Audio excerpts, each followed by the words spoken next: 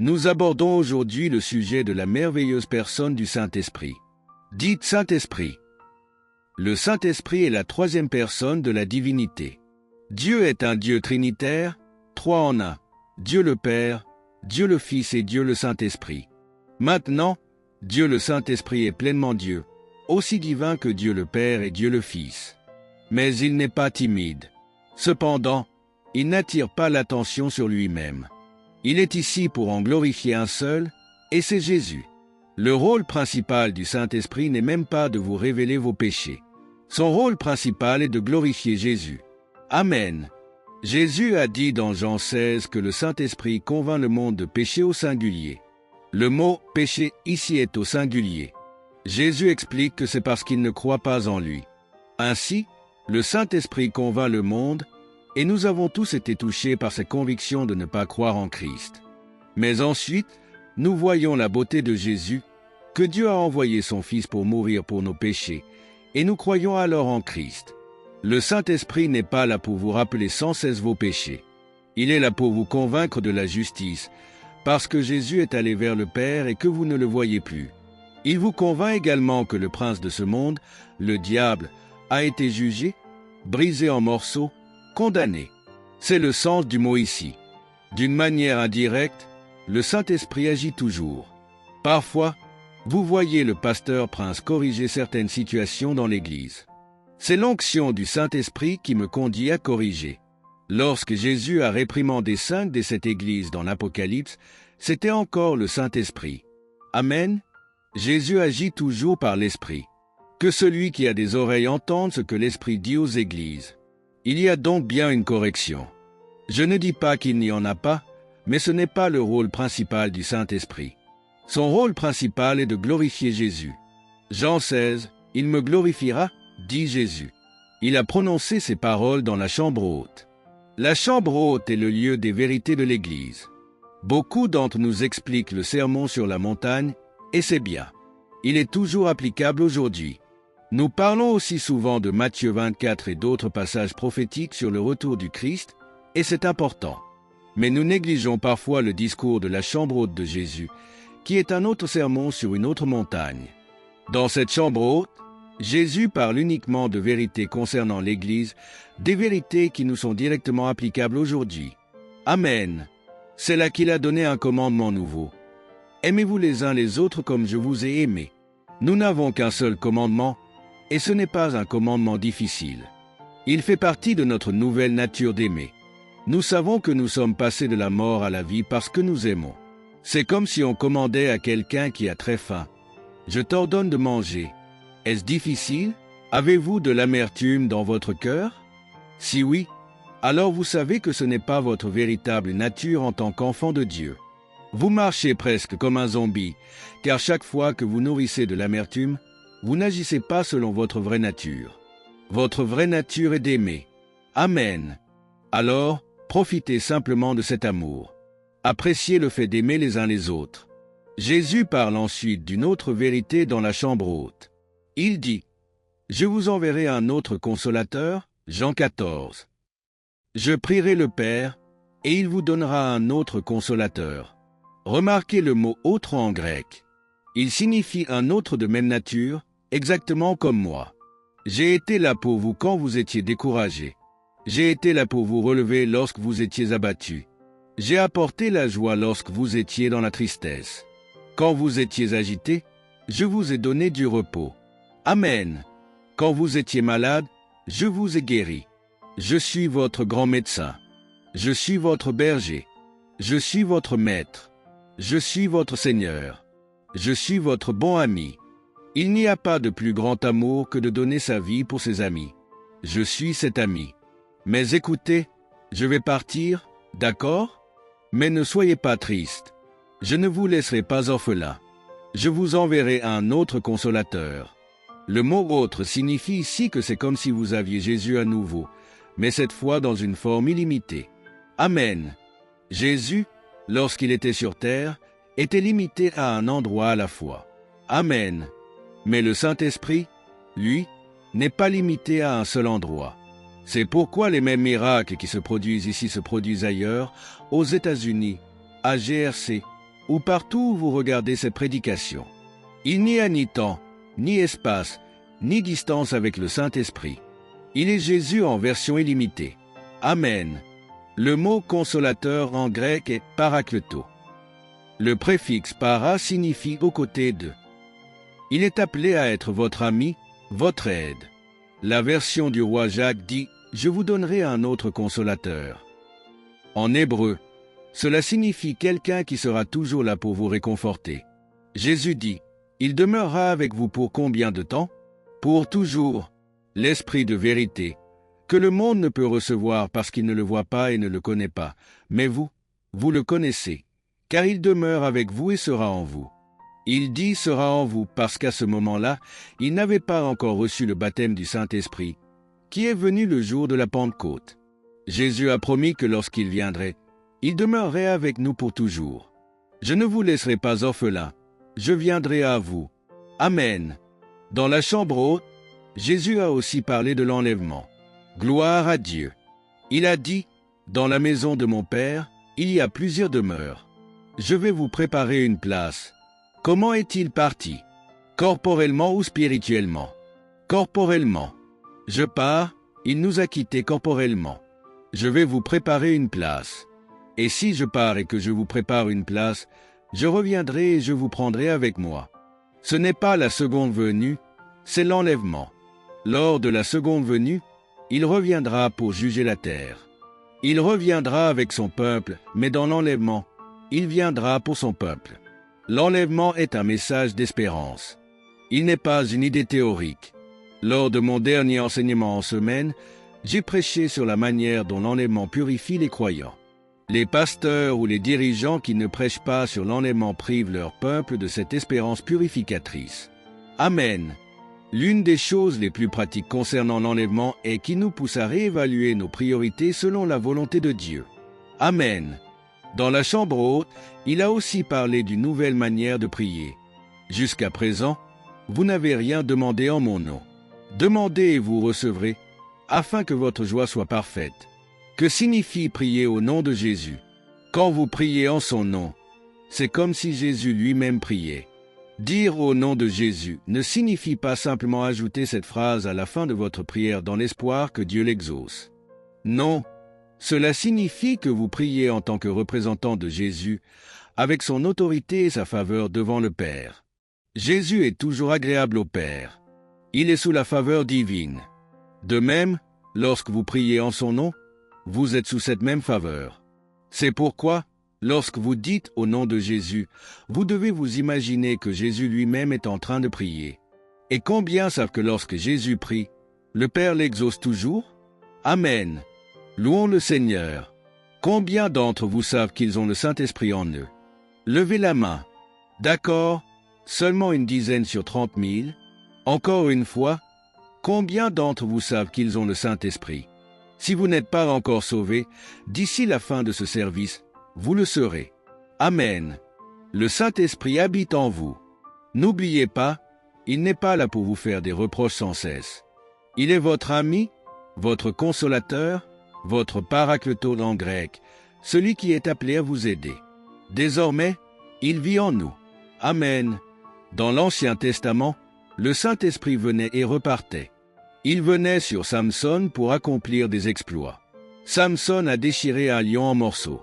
Je ne pense pas que Samson était un homme musclé, sinon Dieu n'aurait pas reçu toute la gloire.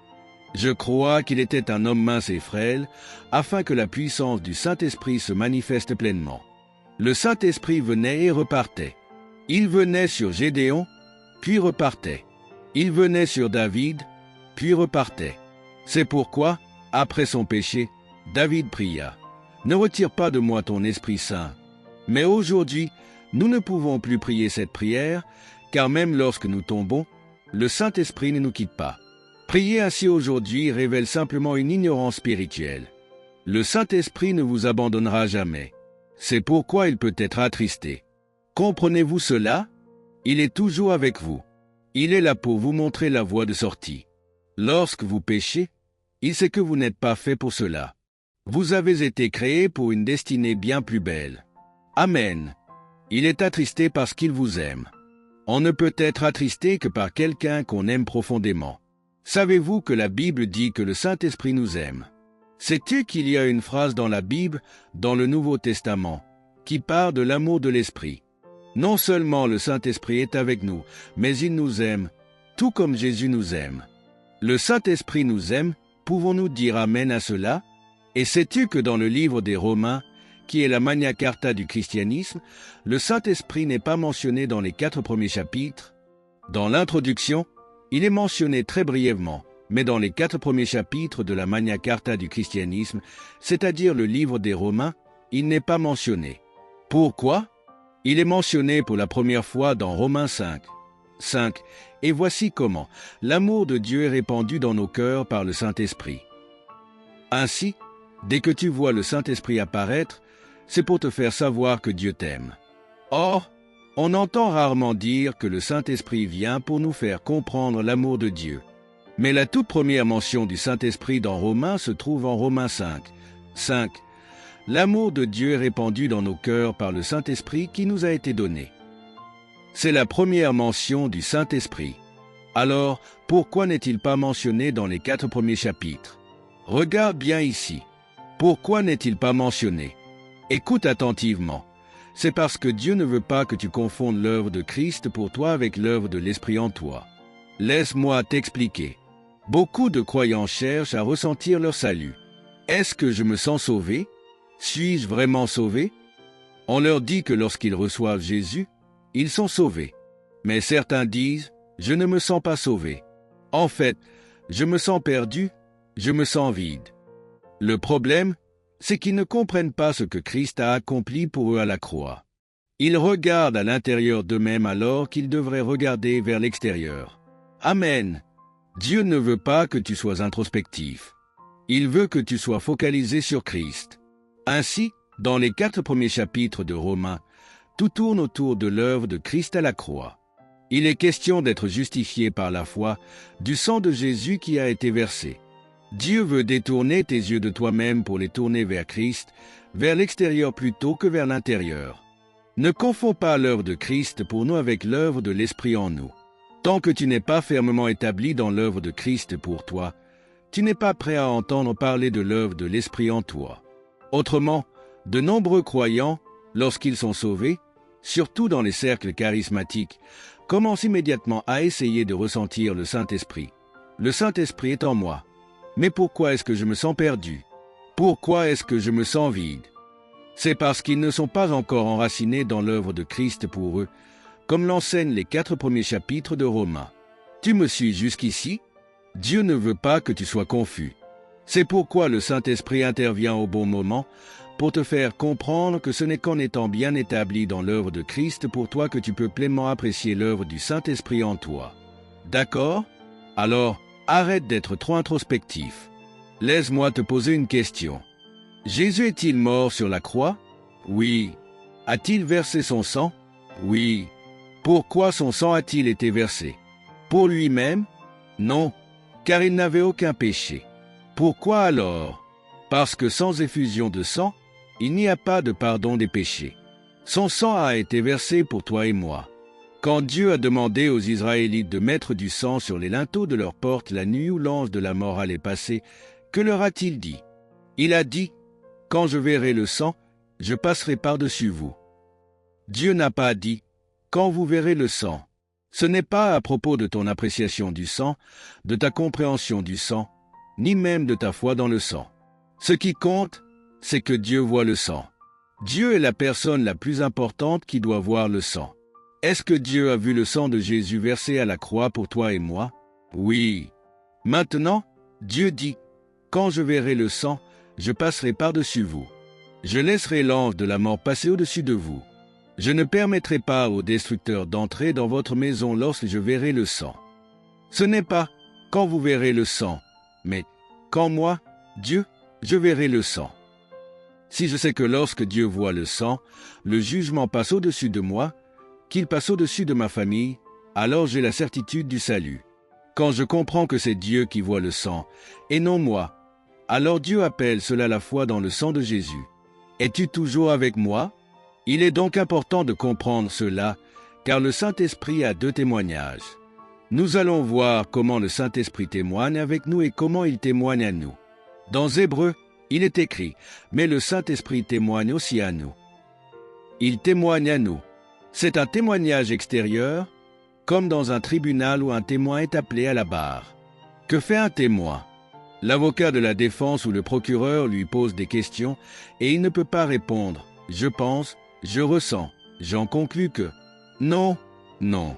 Il doit répondre « as-tu vu cela ou non ?»« Oui, je l'ai vu ». C'est son rôle.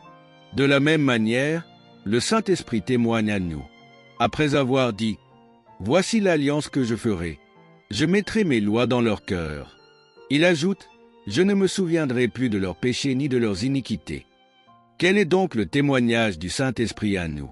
Il témoigne que dans le tribunal du ciel, Dieu ne se souvient plus de tes péchés.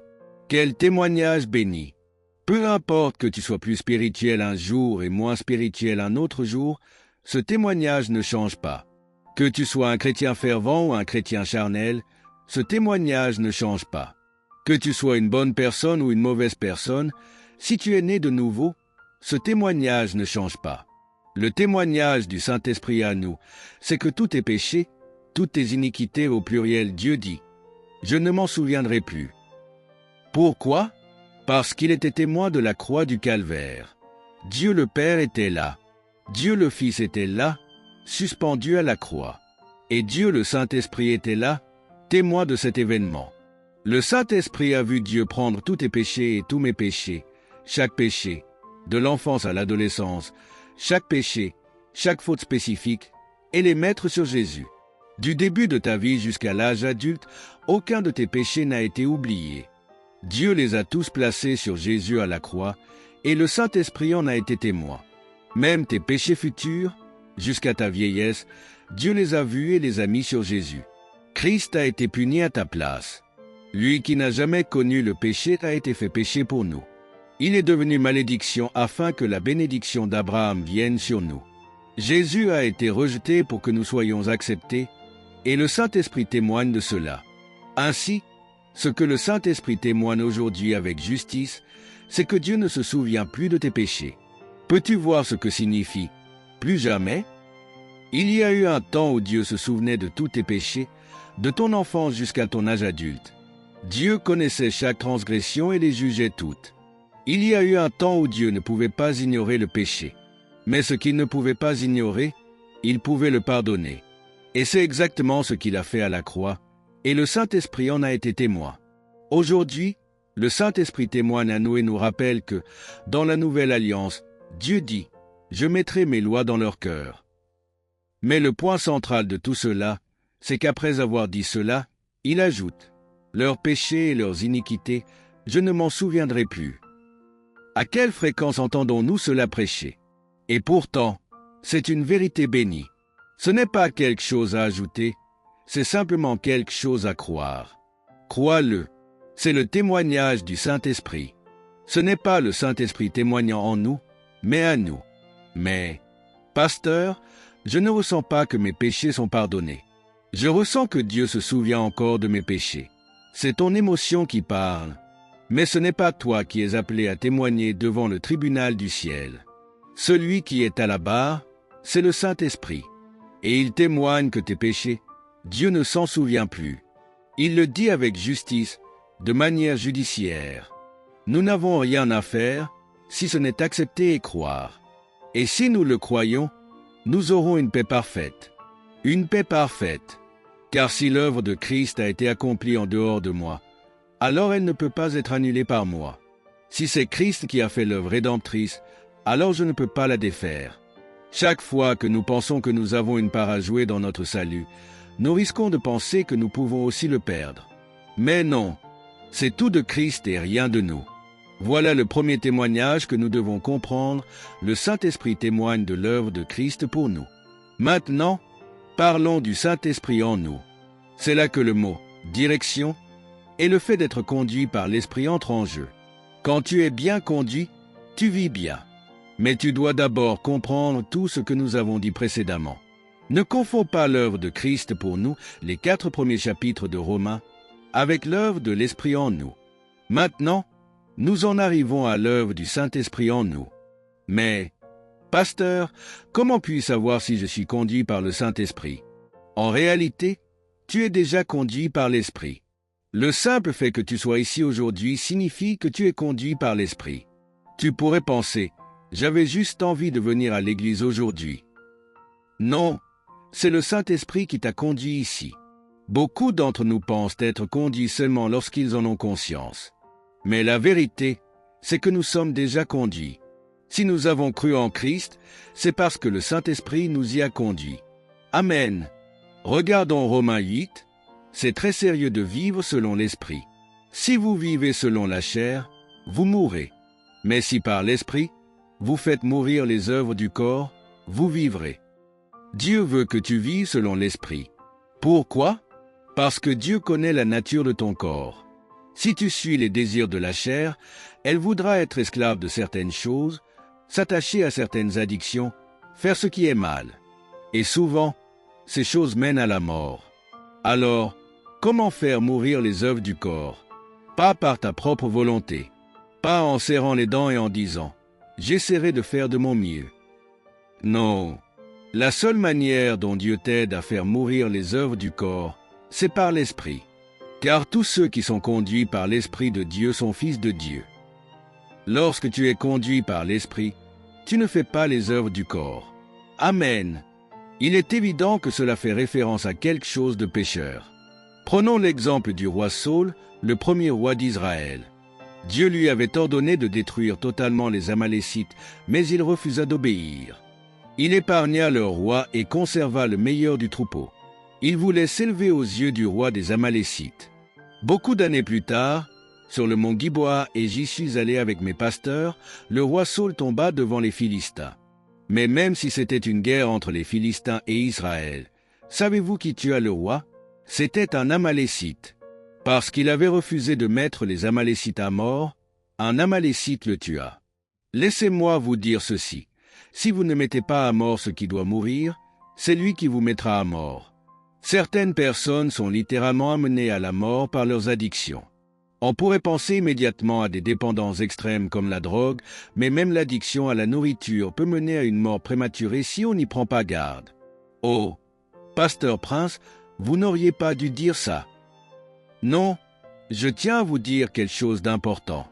La manière dont nous sommes normaux sous la loi se trouve dans Galates 5:18. Si vous êtes conduit par l'Esprit, vous n'êtes pas sous la loi. Même si l'article défini « la » est utilisé ici pour désigner la loi, généralement dans la Bible, cela fait référence aux 10 commandements et aux lois de Moïse.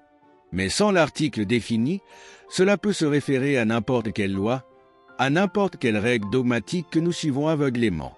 Beaucoup de gens vivent sous la loi. Ils doivent faire les choses d'une certaine manière, sinon cela crée des tensions familiales. Ils sont si rigides qu'ils ne peuvent s'en empêcher. Ils doivent, par exemple, toujours sortir de la maison avec le pied droit ou respecter certaines superstitions, ce qui finit par les rendre misérables. Pourtant, ils ne voient pas cela comme un esclavage. Mais le Saint-Esprit a une nature fluide, spontanée. Il ne nous enferme pas dans des règles rigides. Attention, le Saint-Esprit ne vous conduira jamais à divorcer de votre épouse. Mais lorsqu'il vous guide, vous n'êtes pas sous la loi. Prenons un exemple. La loi dit « Tu ne commettras pas d'adultère ».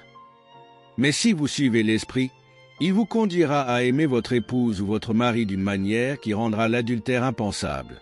Laissez-moi expliquer. Imaginons que vous ayez lu quelque part qu'une femme qui se sent déprimée a besoin de fleurs. Vous vous dites donc « Je vais acheter un bouquet de fleurs pour ma femme ». C'est un beau geste, n'est-ce pas? Mais est-ce inspiré par l'Esprit? Peut-être que ce dont votre femme a vraiment besoin, c'est que vous passiez du temps à l'écouter. Vous lui donnez des fleurs, mais au lieu d'être reconnaissante, elle s'énerve encore plus. Et vous vous demandez, qu'est-ce qui ne va pas chez toi, femme? Voyez-vous, on peut faire une bonne chose, mais si ce n'est pas une chose inspirée par l'Esprit, elle ne produira pas le bon fruit. Prenons un autre domaine, les régimes alimentaires. Il existe une multitude de régimes, certains interdisent le blé, d'autres le recommandent. Certains bannissent les graisses, d'autres affirment que certaines sont bénéfiques. Il y a même des régimes basés sur le groupe sanguin. Imaginez, devez-vous vraiment aller découvrir votre groupe sanguin pour savoir quoi manger? Certains disent qu'il ne faut pas manger de viande, d'autres affirment que certains groupes sanguins en ont besoin. Au final, tout cela devient confus et frustrant. C'est pourquoi aucun régime ne fonctionne vraiment sur le long terme. Pendant que vous suivez un régime, vous ressentez une certaine fierté. Vous vous sentez supérieur à ceux qui ne le suivent pas, même si vous ne le dites pas ouvertement. C'est l'effet de la loi. Elle produit de l'orgueil et un sentiment de justice propre. Mais lorsque vous arrêtez le régime et recommencez à manger normalement, votre corps retient tout. Il se souvient de la période de privation et stocke chaque calorie, chaque gramme de graisse. Vous finissez par être plus lourd qu'avant, sans comprendre pourquoi. Voilà pourquoi le mot « régime » en anglais, « diète », s'écrit sans la croix. Que signifie alors être conduit par l'esprit? Cela peut s'appliquer même à la manière dont vous mangez. La loi ne concerne pas seulement Moïse, elle peut être la loi de votre mère ou de votre grand-mère. Elle vous disait peut-être quand vous étiez enfant, ne gaspillez pas la nourriture, c'est un péché. Aujourd'hui, bien qu'elle soit partie auprès du Seigneur, sa voix résonne encore dans votre tête. Vous êtes un adulte, mais après avoir mangé votre repas, alors que vous êtes rassasié, cette voix vous ordonne de finir votre assiette. Alors, vous prenez une grande inspiration et vous forcez à terminer, non pas parce que vous avez faim, mais par devoir. Ou bien vous achetez une barre de chocolat parce que vous en avez envie, mais une autre voix dans votre tête dit « Le chocolat, c'est mal ». Vous ressentez de la culpabilité. Vous envisagez de jeter ce qui reste, mais une autre loi surgit « Ne gaspille pas la nourriture ». Alors, vous mangez tout en espérant ne plus jamais recommencer. Mais vous recommencez. Voyez-vous, cela ne fonctionne pas parce que c'est basé sur la loi et non sur la liberté de l'esprit. Dieu dit « Sois conduit par l'esprit ». Si tu as envie de manger du chocolat, mange du chocolat. Et si tu ne peux pas tout finir, mets le reste au réfrigérateur ou jette-le. Ce n'est pas un péché. Mais lorsque nous vivons sous la loi, nous nous enfermons dans des règles rigides qui nous empêchent de goûter à la véritable liberté que Dieu nous offre. Soyez conduits par l'esprit et non par la loi. Amen. Tu sais ce que je veux dire? Suis l'esprit. Il te guidera en toutes choses dans la vie. Par exemple, pour les enfants, si tu es seulement guidé par la loi, celle-ci dit que tu dois discipliner un enfant lorsqu'il se rebelle contre toi. Mais peut-être que l'esprit sait que l'enfant ne se rebelle pas vraiment, qu'il est simplement fatigué ou somnole. Si tu ressens une retenue lorsque tu es sur le point de discipliner ton enfant, alors obéis à l'esprit. D'un autre côté, parfois, tu aimes ton enfant d'un amour purement émotionnel, mais celui-ci te défie, remets en question ton autorité. Si tu ne fais pas face à ce défi, il pourrait devenir un adolescent rebelle plus tard. Alors, dans ces moments-là, il faut briser la volonté de l'enfant sans briser son esprit. Si tu fais cela, il grandira et marchera dans les voies du Seigneur, sans être rebelle. L'esprit sait aussi comment aimer ta femme. Ce n'est pas toujours avec des fleurs. Les hommes, ne vous méprenez pas. La dernière fois, on a dit qu'offrir un aspirateur était une mauvaise idée. Maintenant, même les fleurs ne suffisent plus. Parfois, l'Esprit de Dieu peut te dire quelque chose de très simple. Peut-être que tu as toujours besoin d'avoir le dernier mot dans une conversation, pensant être malin. Mais en réalité, les gens autour de toi ne trouvent pas ça intelligent et n'apprécient pas cette attitude. L'Esprit de Dieu peut te le révéler. Et si tu t'abstiens, tu ressentiras du repos et de la paix, même dans ta relation. Parfois, lorsque ta femme te fait une remarque en disant « Tu fais toujours ça », c'est une accusation et tu sais que c'est vrai. Alors, si tu réponds simplement « Oui, tu as raison, il y aura de la paix ». Elle sera en paix, tu seras en paix, et même tes enfants remarqueront ce changement en toi. Cela pourrait même choquer ta femme au point de l'étonner.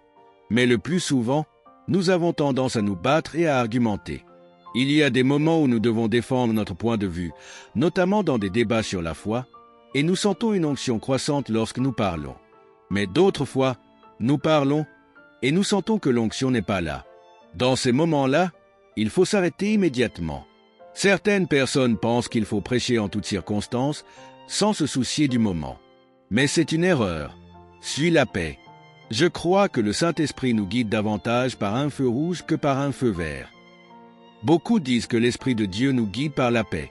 Jésus a dit que le Saint-Esprit nous enseignerait toutes choses, pas seulement des choses spirituelles, mais aussi celles qui concernent notre mariage, nos enfants, notre carrière, nos affaires. Il nous rappellera aussi les paroles de Jésus. Mais sur quelle fréquence opère le Saint-Esprit? La paix. Jésus a dit, « Je vous laisse ma paix, je vous donne ma paix. Je ne vous la donne pas comme le monde la donne. » Le monde peut donner une certaine paix temporaire, par exemple à travers des exercices de relaxation. Mais cela ne peut jamais atteindre la paix que Jésus donne. La paix du monde dépend de l'environnement, tandis que celle de Jésus demeure en nous, indépendamment des circonstances. Ainsi, la paix doit être notre état naturel. Certains pensent qu'il faut attendre de ressentir la paix avant d'agir, mais cela suppose qu'avant cela, nous étions dans l'anxiété. Or, notre mode de vie en tant que chrétien devrait être la paix en permanence. Ce n'est pas une paix émotionnelle, mais une paix inébranlable fondée sur la parole de Dieu. Lorsque nous sommes sur le point de prendre une mauvaise décision, signer un contrat, s'engager dans un projet et que nous ressentons un trouble intérieur, une perte de paix, alors il faut s'arrêter. C'est le Saint-Esprit qui nous avertit. Le diable, lui, pousse et force.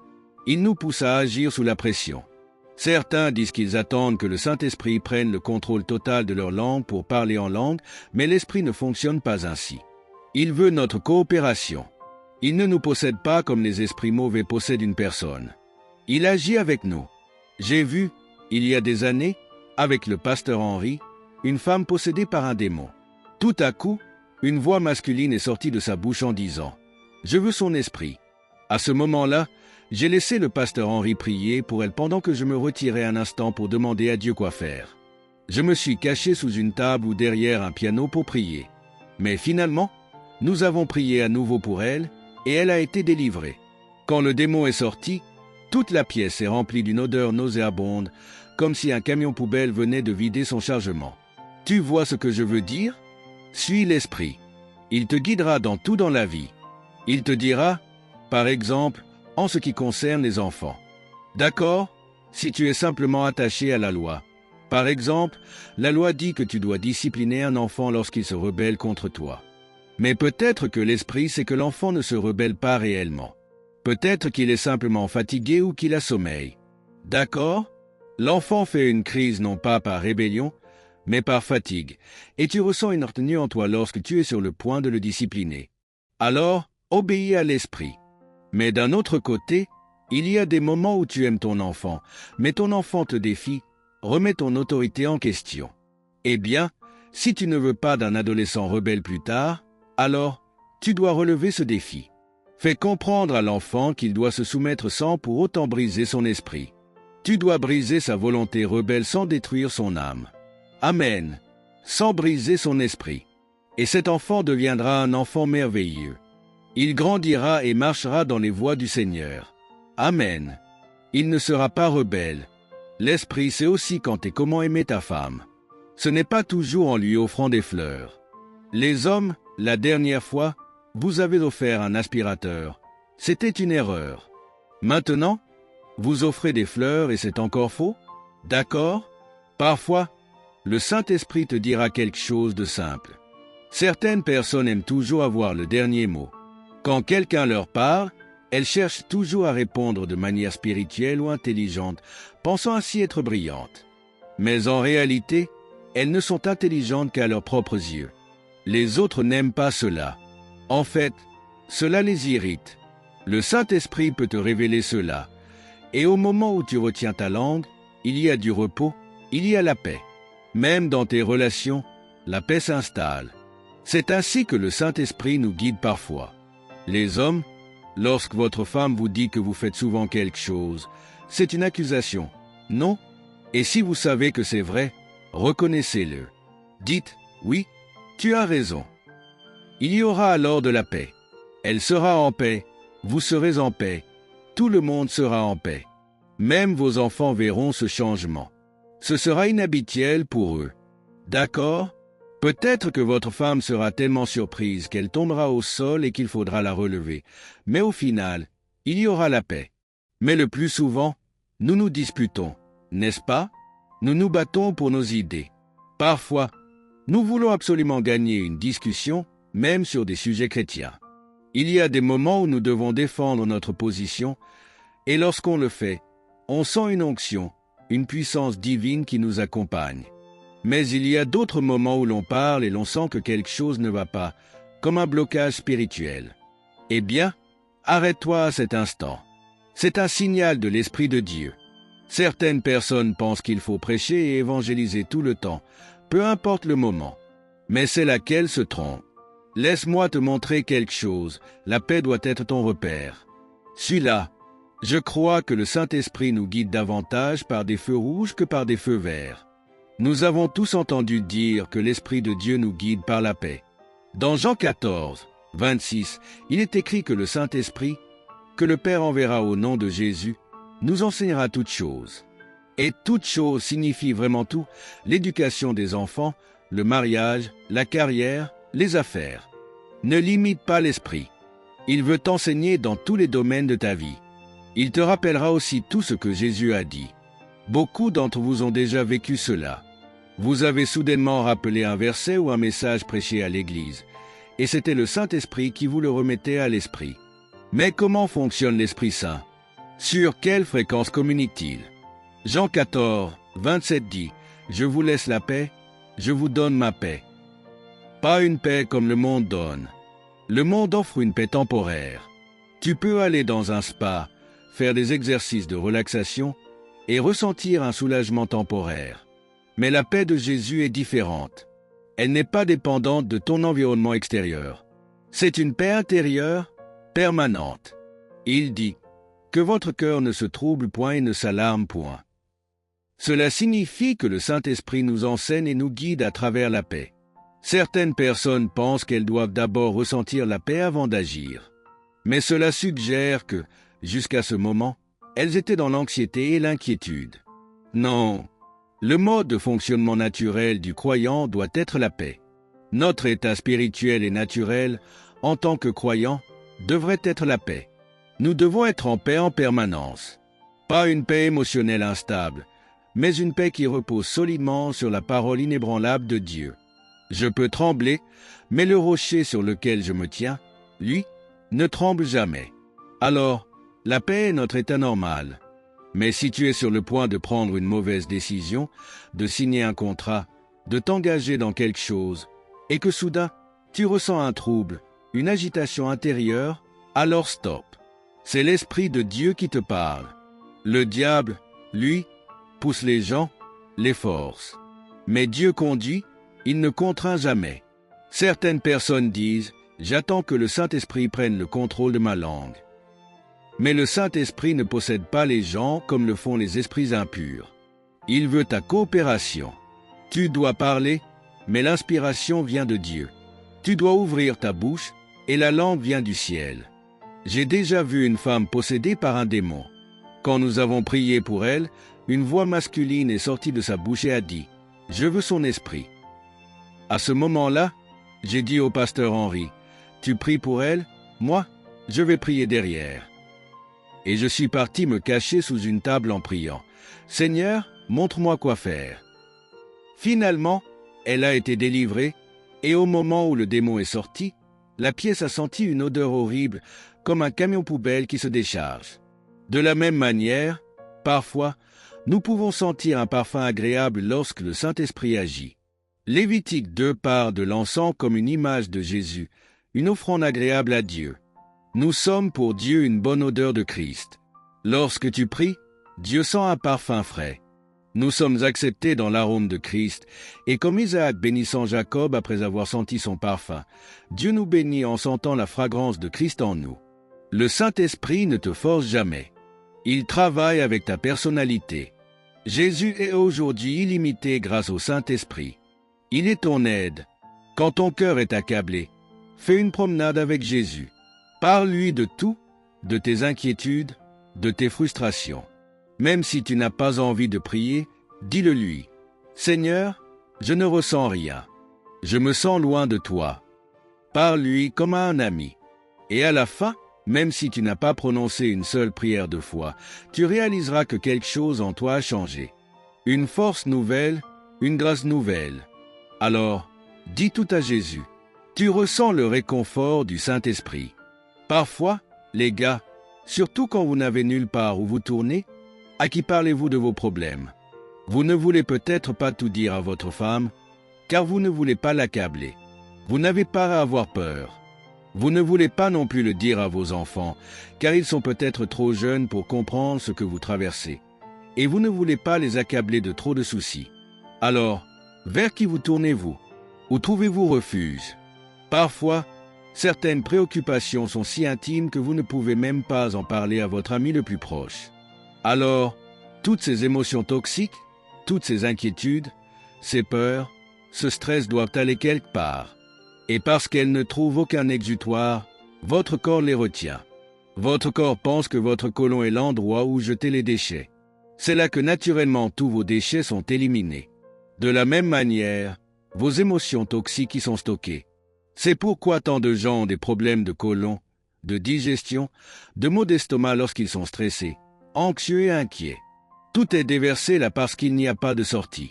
Alors écoutez-moi, les gars, mesdames, ne soyez pas fâchés, d'accord? Ce n'est qu'une simple observation générale. Les femmes sont généralement plus expressives et plus anxieuses que les hommes. Les hommes, quant à eux, sont généralement plus calmes. Mais écoutez bien, les statistiques montrent que les femmes vivent plus longtemps que les hommes. Pourquoi? Parce que lorsqu'elles ressentent ces émotions négatives, elles prennent le téléphone, appellent une amie et lui racontent tout ce qui s'est passé. Tu sais ce qu'elle m'a fait? Blablabla. Bla bla. Tout le poison sort. Et l'autre ami reçoit le poison et le laisse échapper.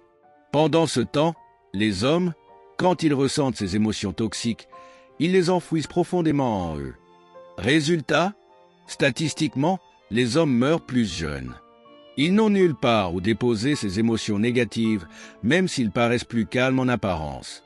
C'est un fait prouvé. Les femmes expriment davantage leurs émotions. Avant l'invention des smartphones et tout cela, si vous vouliez que les nouvelles se propagent, vous aviez 3 moyens. Le télégraphe, le télégramme, dire à une femme. L'information se répandait alors très vite. Mais au moins, elles se libèrent en partageant leurs émotions. Alors, dis tout à Jésus. Lorsque tu ouvres ton cœur à Jésus, ton corps ne retient plus ces émotions toxiques. Dis tout au Seigneur. Plus tu es franc, plus tu es honnête, plus tu ressens sa présence. Laissons le protocole pour les présidents et les personnalités importantes. Mais avec Dieu, il veut que tu sois comme un enfant. Amen. C'est pourquoi la Bible dit, dans Romains 8, 13, « Car tous ceux qui sont conduits par l'Esprit de Dieu sont fils de Dieu. » Comment être conduit par l'Esprit? Le verset suivant nous dit, « Vous n'avez point reçu un esprit de servitude pour être encore dans la crainte, mais vous avez reçu un esprit d'adoption, par lequel nous crions, « Abba, Père ». Le spirit de servitude dans la crainte fait référence à la crainte qu'avaient les Juifs de l'Ancien Testament envers Dieu. Ils ressentaient une distance avec lui.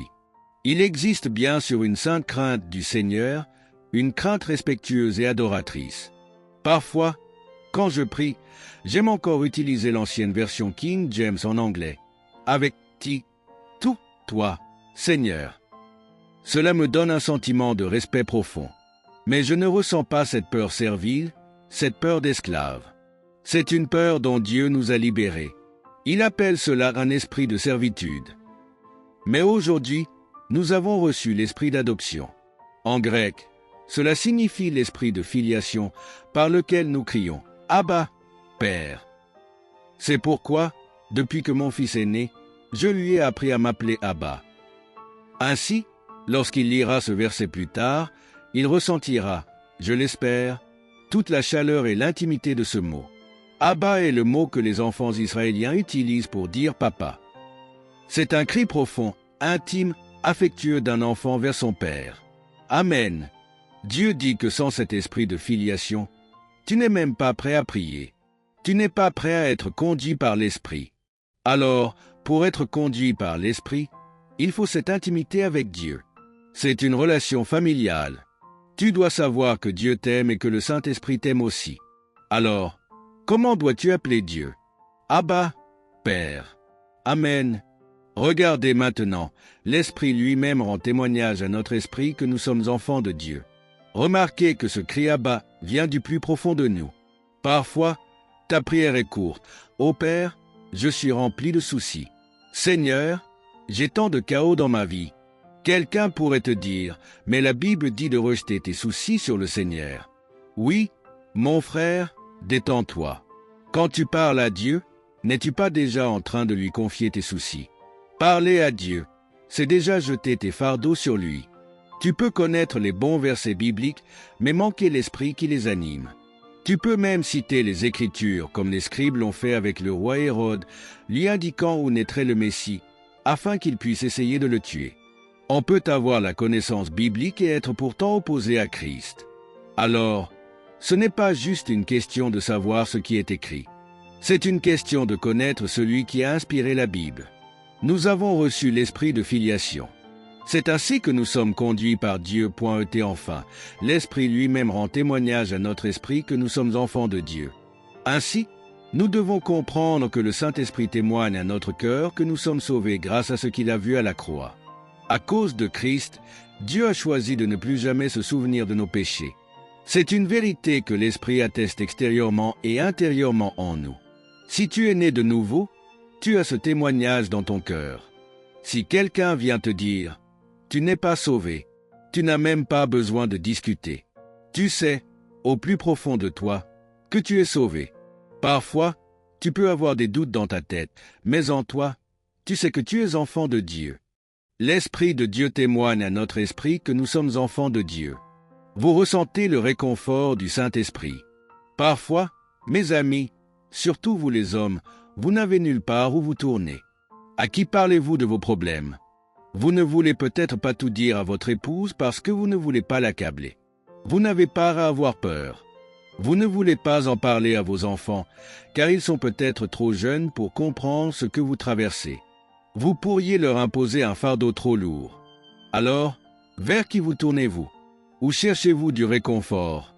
Parfois, certains problèmes sont si personnels que vous ne pouvez même pas les confier à votre ami proche. Toutes ces émotions toxiques, toutes ces inquiétudes, cette peur, ce stress, doivent bien aller quelque part. Et comme elles ne vont nulle part, votre corps les retient. Votre corps pense que votre côlon est l'endroit où il faut tout stocker, comme il le fait naturellement avec les déchets. Ainsi, vos émotions toxiques s'y accumulent aussi. C'est pourquoi tant de gens ont des problèmes de côlon et d'estomac lorsqu'ils sont stressés, inquiets ou effrayés. Tout s'accumule là, faute d'exutoire. Écoutez-moi bien, messieurs, mesdames, ne soyez pas offensés, d'accord? Ce n'est qu'une observation générale. Les femmes sont souvent plus expressives et anxieuses que les hommes. Les hommes, en général, sont plus calmes. Mais, écoutez ceci, les statistiques montrent que les femmes vivent plus longtemps que les hommes. Pourquoi? Parce que lorsque les femmes accumulent des émotions négatives, elles prennent leur téléphone et appellent une amie pour parler, évacuant ainsi le poison émotionnel. Tandis que les hommes gardent tout pour eux. Résultat, statistiquement, les hommes meurent plus jeunes. Ils n'ont nulle part où déposer leur poison émotionnel, même s'ils semblent plus calmes en apparence. Mais voici la bonne nouvelle, vous pouvez tout dire à Jésus. Lorsque vous déversez votre cœur à Jésus, votre corps n'a plus besoin de stocker ses émotions toxiques. Dites simplement tout au Seigneur. Plus vous êtes franc et honnête avec lui, plus vous sentirez sa présence. Gardons les protocoles pour les présidents et les dignitaires.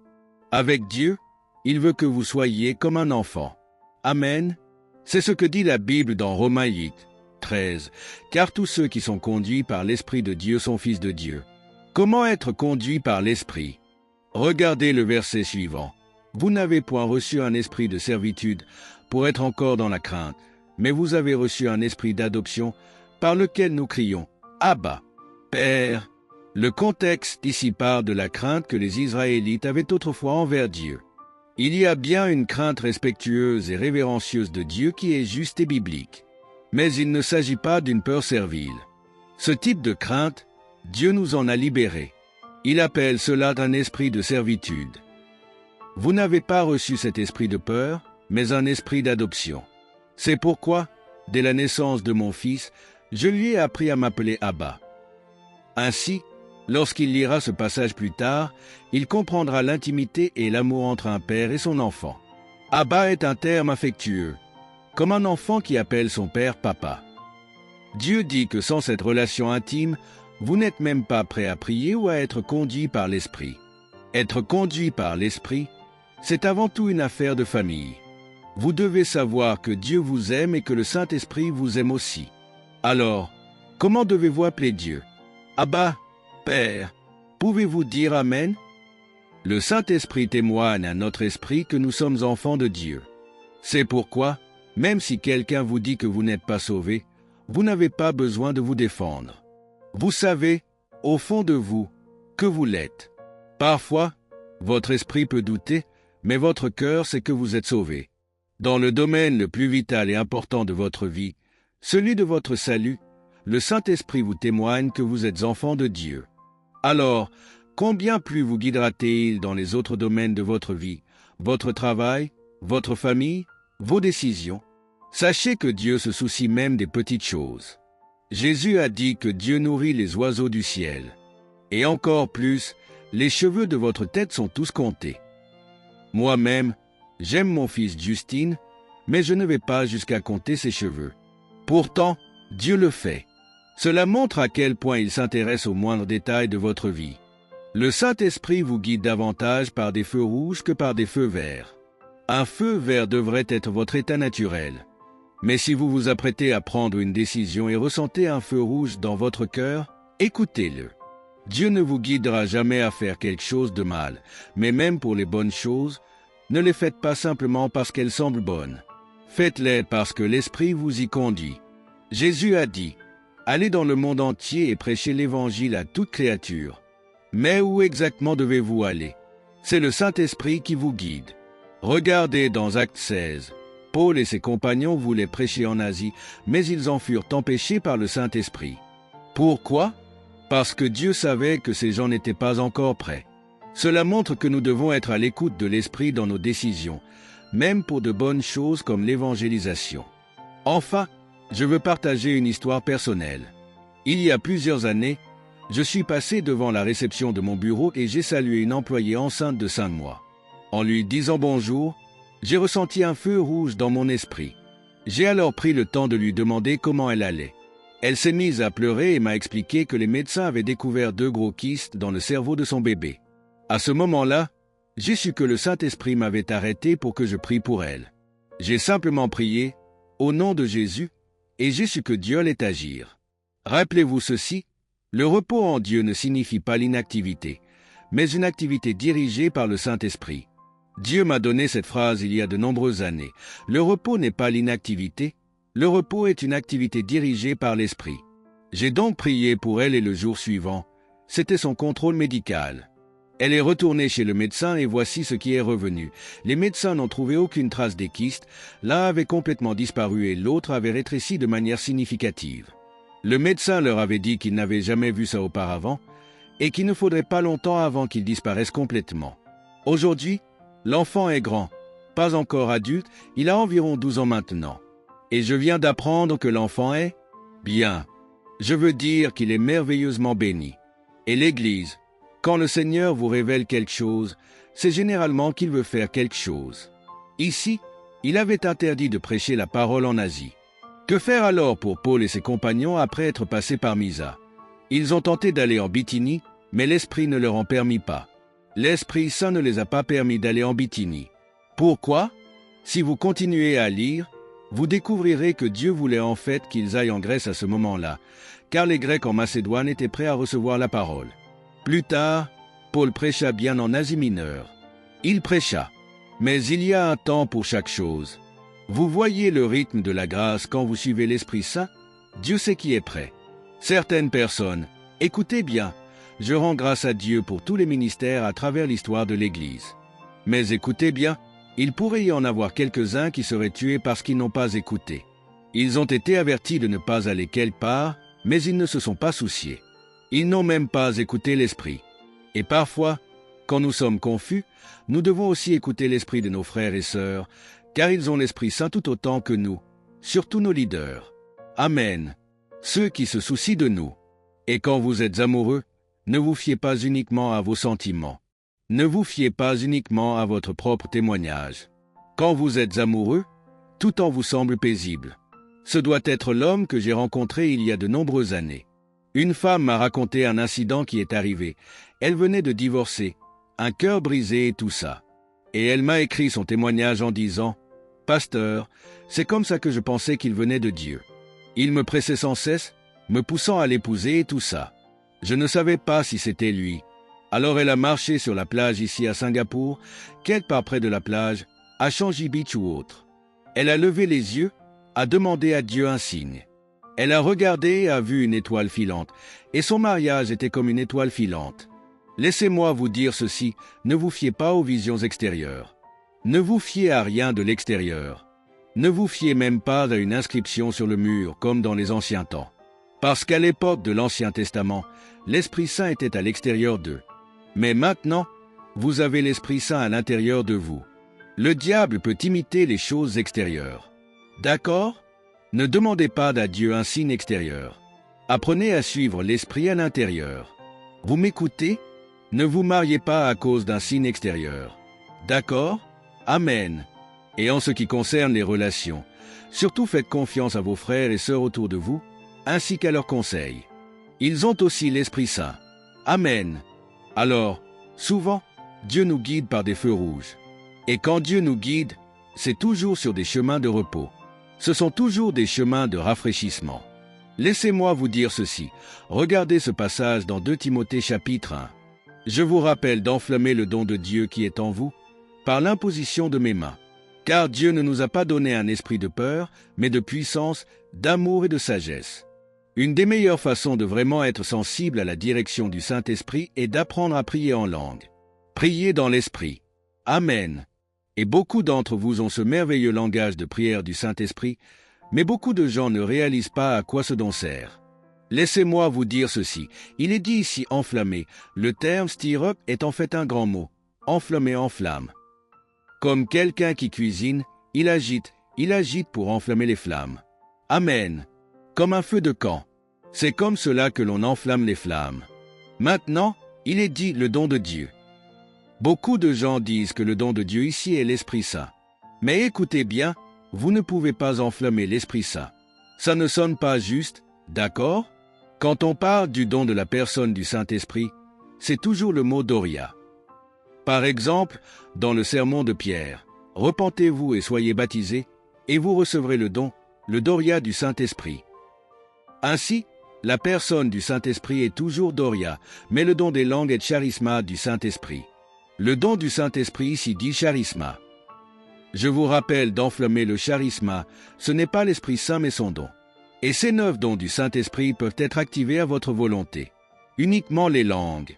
En fait, si vous apprenez à être fidèle dans les langues, cela allumera tous les autres dons, les dons de guérison, la parole de connaissance, le don de prophétie. Vous enverrez des paroles à des gens par exemple, vous ne savez pas pourquoi elles vous viennent en tête, et vous leur envoyez un mot d'encouragement et tout à coup ils pleurent de l'autre côté. Ils disent « Comment savez-vous » ? Parce que Dieu vous guide. Amen. Et vous mettez la parole au bon moment. Alors priez en langue et que se passera-t-il ? Car Dieu nous a donné un esprit de puissance, d'amour et de sagesse. Le verset 6, « Car Dieu ne nous a pas donné un esprit de crainte. » Maintenant, la peur engendre du stress. Dieu m'a donné cette phrase il y a de nombreuses années. Encore une fois, le repos n'est pas de l'inactivité. Le repos est une activité dirigée par l'esprit. J'ai donc prié pour elle et le lendemain même, elle a eu sa consultation. Elle est retournée chez le médecin et voici ce qu'il a trouvé. Les médecins ne peuvent plus retrouver une tumeur, elle a complètement disparu, et l'autre tumeur a rétréci de manière significative. Les médecins l'avaient déjà vue avant, et ils ont dit qu'elle disparaîtrait en un rien de temps. Aujourd'hui, l'enfant est bien grandi, pas complètement adulte, elle a environ 12 ans maintenant. Et je viens de recevoir des nouvelles, et l'enfant est, l'enfant est merveilleusement béni. Quand le Seigneur vous révèle quelque chose, il veut généralement faire quelque chose. Ici, il a interdit de prêcher la parole en Asie. Alors, ce que Paul et ses partenaires ont fait après être allés à Mysa, ils ont essayé d'aller à Bénier, mais l'Esprit ne les a pas permis d'y aller. L'Esprit Saint ne leur a pas permis d'aller à Bassia. Pourquoi ? Plus tard, si vous continuez à lire, Dieu voulait qu'ils aillent en Grèce à ce moment-là, car les Grecs en Macédoine étaient prêts à recevoir la parole. Plus tard, Paul a prêché en Asie. Il l'a fait. Mais il y a un timing. Pouvez-vous voir le rythme de la grâce? Lorsque vous suivez l'Esprit Saint, Dieu sait qui est prêt. Certaines personnes, écoutez bien, je remercie Dieu pour toutes les avancées à travers l'histoire de l'Église. Mais écoutez, il pourrait y en avoir quelques-uns qui sont tués parce qu'ils ne se préoccupent pas. Ils ont été avertis de ne pas aller quelque part, mais ils s'en fichent. Ils n'écoutent même pas l'Esprit. Et parfois, quand nous sommes confus, nous devons écouter l'esprit de nos frères et sœurs, car ils ont l'Esprit Saint autant que nous, surtout nos leaders. Amen.